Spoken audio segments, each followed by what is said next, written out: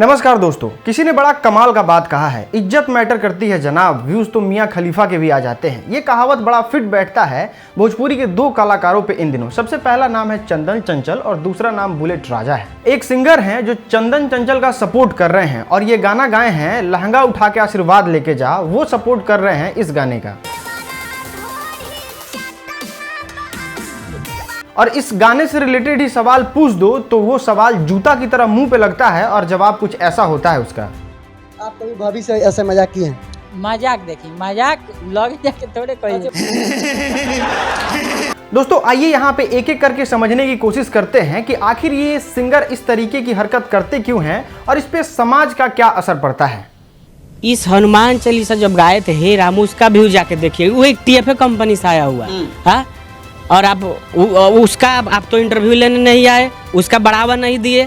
अगले 3 साल में कोई गाना उनका बजा है, आप बता दीजिए।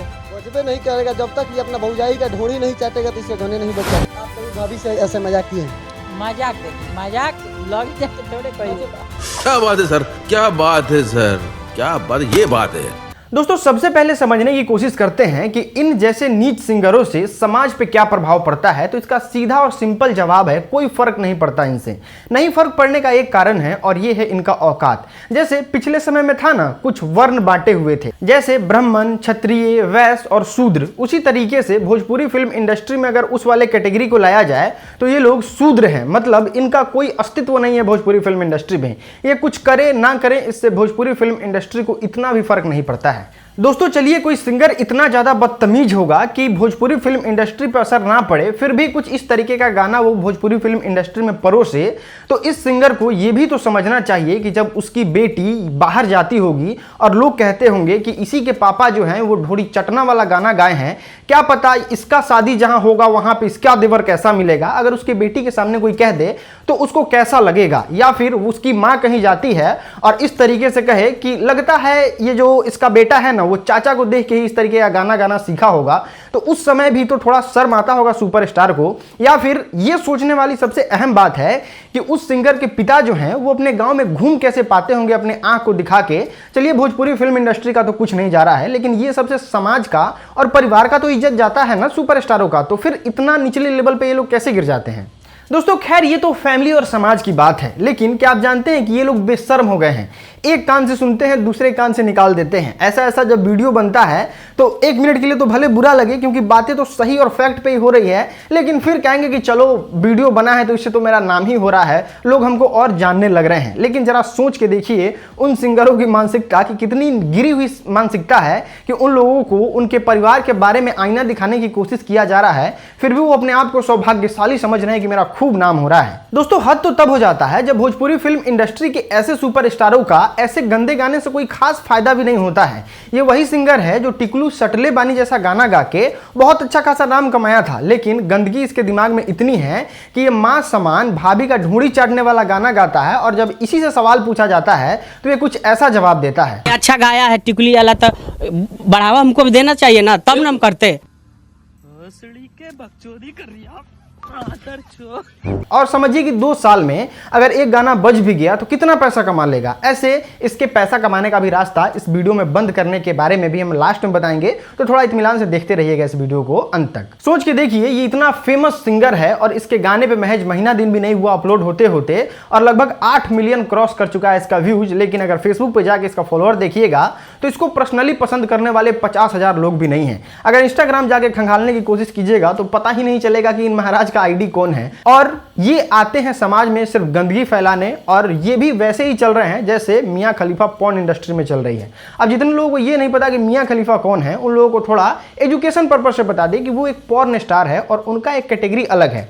उनको पसंद करने वाले उन्हीं की तरह कुछ लोग हैं, जैसे भोजपुरी को गंदगी गाने को पसंद करने वाले कुछ गंदे लोग हैं। दोस्तों पहला और सबसे इंपॉर्टेंट कि इन लोगों को समझना चाहिए कि व्यूज से ज्यादा मैटर करता है इज्जत। जरा सोच के देखिए, आज पवन सिंह का कितना ज्यादा भी व्यूज आ जाए, रितेश पांडे कितना ज्यादा भी मिलियन बिलियन स्टार बन जाएं, लेकिन जो सम्मान भरत मिश्रा, विष्णु ओझा और भिखारी ठाकुर जी को मिलता है, क्या वो सब सम्मान पवन सिंह को मिल सकता है? बिल्कुल नहीं। कहीं भी अगर भोजपुरी का नाम आता है, कहीं भी बड़े बड़े लोग अगर भोजपुरी के बारे में जानने की कोशिश करते हैं तो वो पवन सिंह और रितेश पांडे से नहीं, वो भिखारी ठाकुर से शुरुआत करते हैं और ये उन्होंने कमाया है।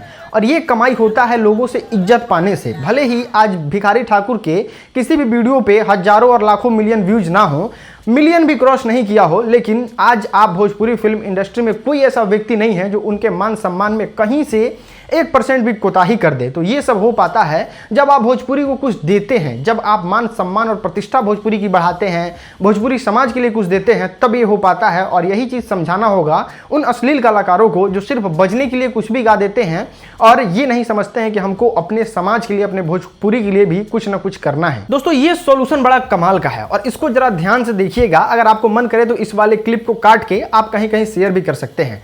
सबसे पहले मात्र 50 रिपोर्ट करना है, 47 हम कर चुके हैं, 1 आपको करना है और 2 आपके अपने दोस्त से करवा देना है। कैसे करना है वो हम आपको बताते हैं।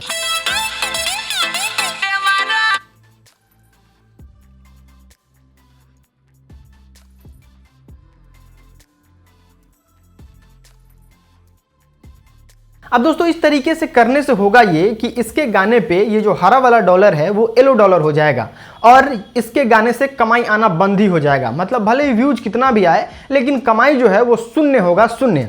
और इतना ही नहीं, इसके चैनल का रीच भी डाउन हो जाएगा। और तीसरा चीज कि नेक्स्ट कोई भी वीडियो डालेगा तो पहले 4 दिन तक ये पीला डॉलर ही रहेगा, जिससे 4 दिन तक जितना व्यूज तो स्टार्टिंग में ही व्यूज आता है, तो इससे इसका समझ में आ जाएगा कि हमको अब अगले बार से किस तरीके से काम करना है और भोजपुरी फिल्म इंडस्ट्री का किस तरीके से मान सम्मान बढ़ाना है। तो इस वाले सॉल्यूशन को आप ही सक्सेसफुल बना सकते हैं। तो जैसे मैंने बताया है उस तरीके से जाके रिपोर्ट कर देना है बस आपको। दोस्तों, तीसरा और सबसे इंपॉर्टेंट, भोजपुरी सुपरस्टारों से शर्म सीखना चाहिए।